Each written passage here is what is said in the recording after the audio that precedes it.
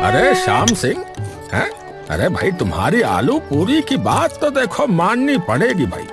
बच्चे से लेकर बड़े तक सब दीवाने हैं। हाँ अरे रामू काका, बस बस, ये तो आप लोगों का प्रेम है सब, जिसकी वजह से मैं और निर्मला इतनी खुशी से रह पा रहे हैं। अरे निर्मला से याद आया भाई कि मुझे दादा कब बना रहा है भाई?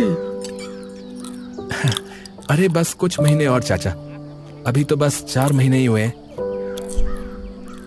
बढ़िया बढ़िया। अच्छा ठीक है, कुछ सहायता चाहिए हो तो शर्माना मत बेटा, ठीक है? तू मेरे अपने बेटे की तरह है और मैंने कई बार बोला है तो बोल दियो। अच्छा जी जी चाचा, धन्यवाद आपका। अरे रामू काका, अरे सिर्फ आलू पूरी की वजह से नाम नहीं है हमरे शाम भाई का। हाँ, अरे पूरा गांव जो है इनका कितना सम्मान करता है। इनकी ईमानदारी और इनकी जो है दरिया दिली की वजह से इनका नाम है। हाँ भाई, ये बात तो बिल्कुल सही कही है तुमने, 100% की बात है भैया। हर रविवार मंदिर की चौखट पे जाके जो है गरीबों में खाना बांटना है, और दुकान पे कभी भी कोई गरीब आ जाए तो उसको जो है मुफ्त में ही खाना दे देता है ये बेचारा। अरे चाचा, भगवान जब इतना दे रहा है मुझे, तो मेरा भी तो धर्म बनता है कि मैं भी किसी जरूरतमंद को दूं, है कि नहीं? और फिर सोचिए ना कि किसी गरीब को 2 पूरी दे देने में क्या ही बिगड़ जाना है किसी का। भाई वाह श्याम, आदमी हो तो तुम्हारे जैसा हो बेटा, वरना ना हो। हाँ तभी ठेले पर गांव के मुखिया उधम चंद का बेटा गर्जन अपने कुछ दोस्तों के साथ वहां आ जाता है। हाँ भाई श्याम, लगा फटाफट 4 प्लेट आलू पूरी, चल। लगाता हूँ, 2 मिनट बस। श्याम जल्दी से 4 प्लेट आलू पूरी बनाकर उन्हें परोस देता है। वहीं दूसरी ओर रामू और भीम चुपचाप ये सब देखते रहते हैं। अरे जितना मर्जी इतना खाओ, अपना ही समझो इस ठेले को। हाँ, सभी दोस्त एक एक करके पूरी पे पूरी और सब्जी मंगवाते जाते हैं और श्याम सिंह उनके लिए आलू पूरी लाता रहता है और थोड़ी ही देर में सबका पेट भर जाता है। हाँ भाई, कैसा लगा बे? यार बढ़िया यार। भाई वाह, मजा आ गया भाई। अबे यार, पर पैसे कितने हो गए? अबे पागल है क्या? है पागल है क्या तू? अबे मैंने कहा था ना अपनी दुकान है, और इसके लिए तो इतना ही बहुत है कि इसे मेरे बापू यहाँ ठेला लगाने दे रहे हैं, समझा? गर्जन अकड़कर श्याम की ओर देखता है। हाँ भाई, लेगा क्या पैसे? श्याम सिंह बस चुपचाप सर झुका लेता है और गर्जन और उसके दोस्त वहां से हंसते हुए चले जाते हैं। अरे बेटा श्याम, अरे तूने ऐसे ही क्यों जाने दिया उन्हें? पैसे क्यों नहीं लिए? अरे जाने दो रामू चाचा। अरे पर ये तो गलत बात है भैया। अरे वो मुखिया का बेटा है, और आपको तो पता ही है कि हमारा मुखिया कितना सिर फिरा है। क्यों फालतू में उसके बेटे से उलझकर मैं अपने पेट पे लात मारूं, बताइए? अरे मुखिया का बेटा है तो ठीक है, पर कब तक उसे यूं ही मुफ्त में खिलाते रहोगे तुम? हैं, कल को ठेला लूट के चला जाएगा तब भी चुप थोड़े ही रहोगे। अरे बेटा, बोलना तो पड़ेगा ना। है, मुफ्त का थोड़ी आता है ये राशन बेटा। और फिर तू डर क्यों रहा है? अरे हम हैं तो सही तेरे साथ। हाँ भैया, एक तो वैसे ही उसके बाप ने पूरे गांव की दुर्गति की हुई है। बताओ, ना कोई रोड बनवाया, ना विद्यालयों की हालत ठीक हुई है? शौचालय बनवाने का वादा किया रहा, पर अभी तक नहीं बना है भैया। हमें पता नहीं है क्या? अरे मुझे तो ये समझ में नहीं आता कि पिछले 2 बार से ये जीतता कैसे आ रहा है चुनाव में भाई। ठीक है चाचा, अगली बार जब भी आएगा तो बोल दूंगा मैं। हाँ हाँ बेटा, बिल्कुल बोल दियो, डरने की कोई जरूरत नहीं है ऐसों से। कुछ दिनों बाद कुछ देर बाद गर्जन सिंह फिर से श्याम के ठेले पर आ जाता है। हाँ भाई, लगा एक प्लेट चल। श्याम धीरे से रामू की ओर देखता है। अभी लगाता हूँ। श्याम एक प्लेट में आलू पूरी रखकर गर्जन को दे देता है। गर्जन आलू पूरी खाकर जाने ही लगता है कि तभी श्याम उसके सामने आकर खड़ा हो जाता है। हाँ, क्या है? पैसे दो इसके जो खाया है। गर्जन की आंखों में एकदम से गुस्से का भाव आ जाता है। अबे ओए, अबे मुझसे पैसे मांगेगा? अबे भूल गया कि मेरा बाप कौन है? अबे वो चाहे जो भी हो, मुफ्त में थोड़ी खिलाता रहूंगा। मैं भी तो कमाने के लिए यहाँ पर खड़ा हूँ ना। गर्जन तभी श्याम का गिरेबान पकड़ लेता है। अबे ओए, अबे बापू को पता लग गया ना, फिर सोच लेना कि क्या होगा तेरे साथ है। तभी रामू वहाँ आ जाता है। अरे क्या करेगा वरना वो है? अरे अपने हक के पैसे मांग रहा है ये, और इसका गिरेबान। अबे तू कौन है बे बुड्ढे? ठेले पर खड़े सभी लोग गर्जन की ओर बढ़ने लगते हैं। अबे तुम लोग जानते नहीं हो मुझे। हाँ, मेरे बापू को पता चला ना तो तुम सबकी खटिया खड़ी कर देंगे, बता रहा हूँ। अरे उसका गिरेबान छोड़ो, हमने कहा भैया तुमसे। सबको अपने साथ खड़ा देख श्याम के सीने में भी एक जोश आ जाता है। श्याम झटके से गर्जन का हाथ अपने गिरेबान से छुड़ा लेता है। मेरे पैसे दो। गर्जन डरकर श्याम को उसके पैसे दे देता है और तुरंत वहां से निकल जाता है।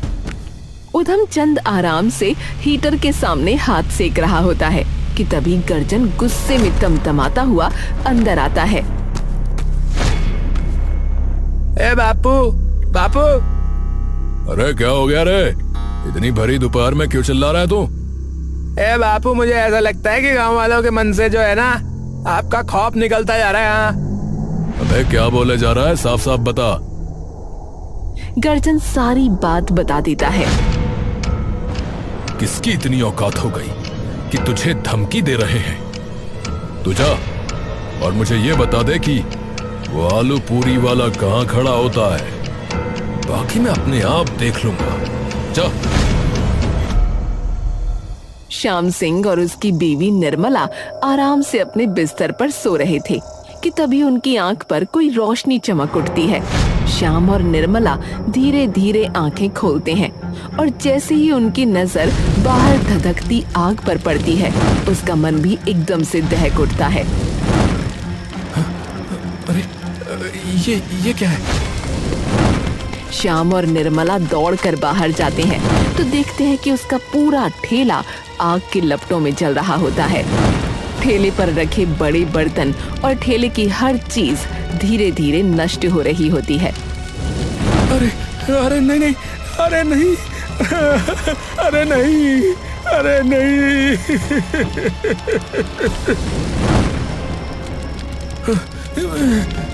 पानी, पानी। ये किसने किया? श्याम पानी की बाल्टी डालता है। तभी निर्मला को अपने घर की खिड़की पर एक कागज रखा दिखता है। ये क्या है? क्या हुआ? निर्मला जाकर वो कागज उठा लेती है। बाहर वाली खिड़की पर कोई ये रख कर गया था। क्या लिखा है इसमें? पढ़ना। अब की बार ठेला चलाया है, अगली बार से अगर तूने कुछ कहा मेरे बेटे को तो तेरा पूरा घर राख कर दूंगा। हे भगवान, मैं तो बर्बाद हो गया। अब क्या होगा? अब क्या होगा? हिम्मत मत हारो आप। सुबह रामू चाचा के पास जाना, वो कुछ ना कुछ जरूर करेंगे। शाम दिन चढ़ते ही रामू के घर पहुंचता है। चाचा, रामू चाचा। रामू दौड़ता हुआ बाहर निकल कर आता है।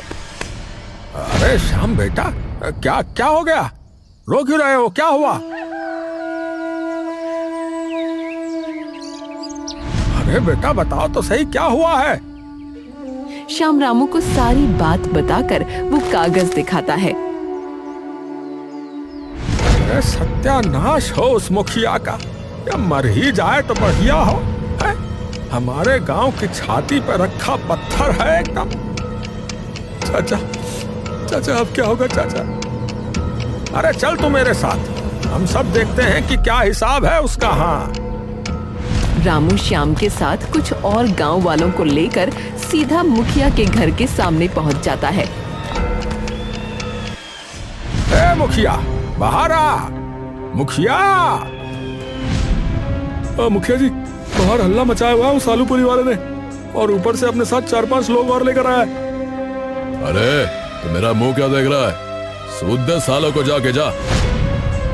सभी लोग मुखिया के घर के बाहर खड़े होकर जोर जोर से नारे लगाने लगते हैं कि तभी हरिया और उसके साथ सारे गुंडे वहां आ जाते हैं। हमें तुमसे नहीं, मुखिया जी से बात करनी है।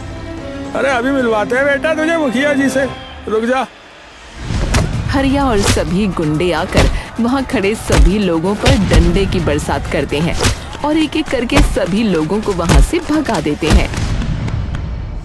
जानवर कहीं का। निर्मला बेटी, तू कोई चिंता मत कर। अब क्या होगा चाचा, अब क्या होगा? बेटा जब तक उसके पास मुखिया की कुर्सी है ना, तब तक वो यूं ही मनमानी करता रहेगा। खुला सांड हुआ पड़ा है वो कमीना। तो अरे तो क्या, वो डरेगा तभी जब उससे उसकी कुर्सी छीने। हाँ, पर पिछले 2 बार से कोई आसपास भी नहीं आया उसके। अरे क्योंकि कोई भी अच्छा उम्मीदवार था ही नहीं। तो अब की बार किसे खड़ा करेंगे? अरे तुझे और किसे? श्याम रामू को चौंक कर देखता है। अरे क्या बोलते हो चाचा? अरे क्यों, क्या गलत बोला है मैंने? अरे चाचा, मुझे देखिए, मुझे कोई क्यों वोट डालेगा? अरे बेटा मेरी बात सुन, गांव में अगर सबसे ज्यादा सम्मान किसी का है तो वो तेरा है बेटा।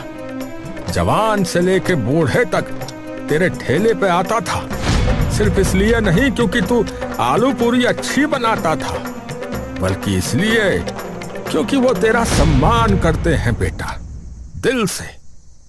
और तुझे भी पता ही है कि जब से ये उधमचंद मुखिया बना है तब से इस गांव की क्या दुर्गति हो गई है। एकदम पिछड़ गया है पूरा गांव। हाँ, पूरा भारत कहाँ निकल गया और ये वहीं का वहीं पड़ा है ये गांव। हाँ चाचा, हाल तो अपने गांव का बुरा है ही। एक सुविधा तक नहीं आई अभी तक। हाँ तो सोच कि अगर तू बन गया तो कम से कम गांव की समस्याओं का तो समाधान होगा कि नहीं? चाचा, बस एक ठेले पे तो उस मुखिया ने इतना बवाल मचा दिया, जो चुनाव में खड़ा हो गया तो पता नहीं क्या ही करेगा। अरे तू एक बार आगे आके तो देख, फिर देख कैसे पूरा गांव तेरे पीछे आके खड़ा हो जाता है। हाँ, अरे कुछ नहीं कर पाएगा वो।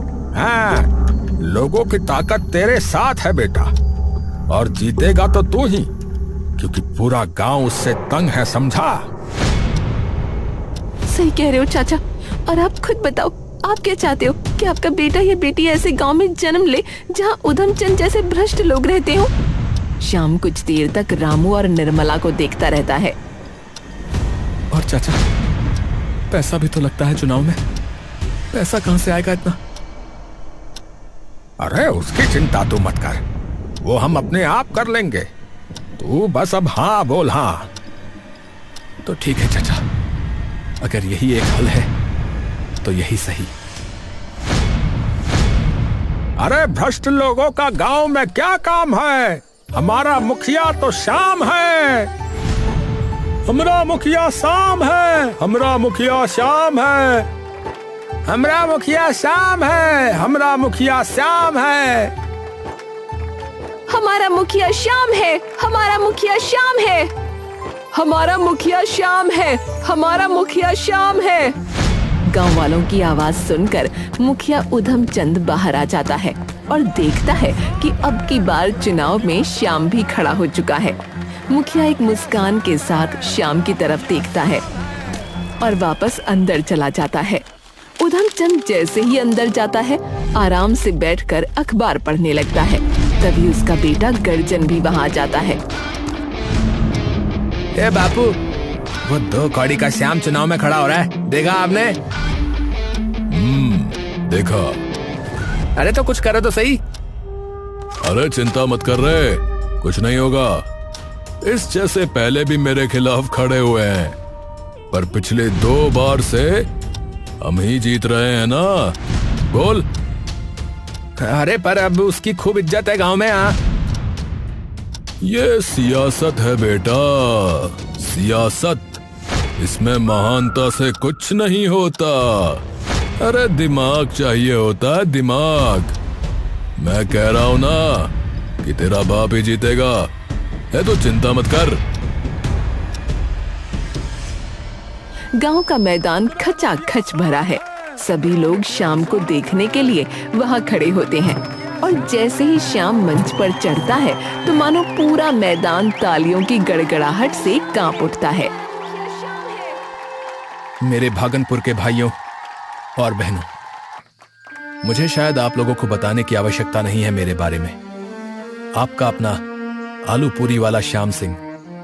ठेला तो अब नहीं है, पर हाँ, कभी मन करे तो आ जाना, बनाकर अवश्य खिला सकता हूं। भाइयों, पिछले 8 से 10 वर्ष से जो इस गांव के अंदर हो रहा है उसे हम सब देख ही रहे हैं। सड़कों की समस्या, शिक्षा की समस्या, स्वच्छता की समस्या और भी न जाने कितनी समस्याएं जिसे हम सब लोगों ने झेला है पिछले कई सालों से। तो मेरा आपसे वादा है कि अगर ये चुनाव में जीत गया तो इस गांव का विकास अवश्य होगा। ये गांव, इसकी सड़कें, इसकी मिट्टी मेरा घर है। ये गांव मेरी जन्मभूमि है, मेरी कर्म भूमि है और आप लोग मेरा परिवार हैं। और परिवार का सदस्य होने के नाते मैं आपसे प्रार्थना करता हूं कि कृपया अपने इस परिवार के सदस्य को अपना सहयोग दें, ताकि हम अपने इस घर को एक ऐसी ऊंचाई पर ले जाएं कि हमारी आने वाली पीढ़ियां भी हम पर गर्व करें। बस यही एक प्रार्थना इस श्याम सिंह की है अपने इस परिवार से। जय राम जी की भैया। सभी लोगों की तालियां श्याम सिंह का भाषण सुनते ही पूरे गांव में गूंज जाती हैं। अरे भैया, अरे हमरा वोट तो बेशक अभी ले लो भैया। हाँ बोलो, कहाँ लगाना है ठप्पा? अरे हमारा नेता कैसा हो? श्याम सिंह जैसा हो। हमारा नेता कैसा हो? श्याम सिंह जैसा हो। कुछ महीनों बाद ही सभी लोग अपना मतदान देने चले जाते हैं। चुनाव बूथ के बाहर भारी भीड़ इकट्ठा हो जाती है और वहीं दूर खड़े श्याम और रामू भी खुशी से सभी लोगों को अंदर जाते हुए देखते रहते हैं। अब तो बदलाव जरूर आएगा चाचा। अरे बिल्कुल आएगा बेटा, बिल्कुल आएगा। निर्मला ने तो मिठाइयां बना के भी रख ली हैं। वो तो उसका 9वां महीना चल रहा है, वरना मानती नहीं वो बिना यहाँ आए। अब आखिरकार मतदान की गिनती का दिन आ जाता है। श्याम सिंह चिंतित सा वहाँ खड़ा है और वहीं एक तरफ उधम सिंह बिल्कुल बेफिक्रा खड़ा हुआ है। सभी लोग शांत हो जाइए, परिणाम घोषित करने का समय आ गया है। उधम सिंह को मिले हैं पूरे 2012 वोट और वहीं श्याम सिंह को मिले हैं मात्र 176 वोट। जितने भी लोग उस वक्त वहाँ मौजूद होते हैं, सबकी सांसें एक पल के लिए मानो थम सी जाती हैं। क्या सिर्फ 176? इतने में उधम चंद के आदमी जोर जोर से उसकी जीत के नारे लगाने लगते हैं। वहीं दूसरी ओर श्याम एकदम चुप और स्तब्ध वहां खड़ा रह जाता है। उसके मन में आता है तो बस प्रश्नों का ज्वार और दुख। रामू उसके बगल में खड़ा अपना सिर पकड़ लेता है। अरे अरे ये सच नहीं हो सकता बेटा, पूरा गांव तेरे साथ था, फिर ये कैसे हो सकता है? रामू श्याम से खूब बात करने की कोशिश करता है, लेकिन श्याम को तो मानो कोई सांप सा सूंघ जाता है। थोड़ी देर बाद रामू श्याम को लेकर अपने घर आ जाता है। रामू और श्याम एकदम दुखी से होकर उसके घर पर बैठे हैं। चाचा, मुझे तो कुछ समझ में नहीं आ रहा है। अरे बेटा, समझ तो मुझे भी नहीं आ रहा है। आखिरी दिन तक पूरा गांव साथ लगा हुआ था, फिर क्या हुआ? तभी भीम वहां आ जाता है। अरे हमका पता है रामू काका कि क्या हुआ था, हमका पता है। अरे भीम, अरे तू यहाँ क्या कर रहा है रे? काका मुझसे बहुत बड़ी गलती हो गई है। मैं तो श्याम भाई और आपसे आग भी नहीं मिला सकता। श्याम उठकर उसके पास जाता है।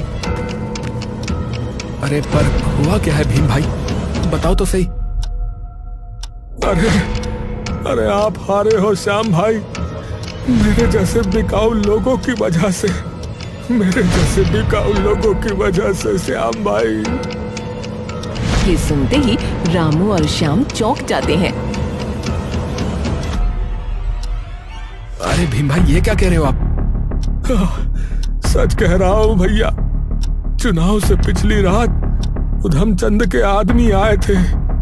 उन्होंने मुझे 10,000 रुपए दिए और बोला कि जो है वोट उधम सिंह को ही देना है। मेरे बेटे की स्कूल फीस भरनी थी तो मन में लालच आ गया भैया, और मुझे लगा कि सिर्फ कुछ लोगों के वोट से क्या ही हो जाएगा, तो मैंने उसे वोट दे दिया भैया। पर मुझे तब पता चला जब वो जीत गया कि उसने सिर्फ मुझे नहीं बल्कि गांव के हर इंसान को जैसे हो सकता है वैसे, मतलब पैसा, शराब, यहाँ तक कि मारने की धमकी भी दी है भैया। ये सुनते ही श्याम और रामू दंग रह जाते हैं। मुझे माफ कर देना श्याम भाई। मेरे जैसे लोगों की वजह से इसके जैसे कमीने टाइप के लोग जीत जाते हैं हर बार। अरे भैया ठीक है माना, पर इतने लोग कैसे खरीद लिए उसने? मुझे भी कुछ तो गड़बड़ लग रही है। शाम तू घर जा, मैं और भीम पता करके आते हैं कि माजरा क्या है। मैं भी आता हूं ना चाचा। अरे नहीं, तेरा आना ठीक नहीं है, तू घर जा। निर्मला चिंता कर रही होगी। ठीक है चाचा।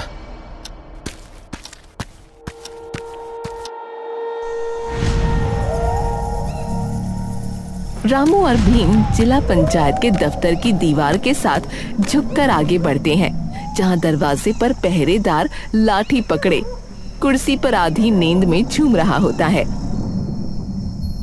अरे भीम सुन, सीधा सामने से नहीं जा सकते हैं, उसका ध्यान बटाना होगा, समझे?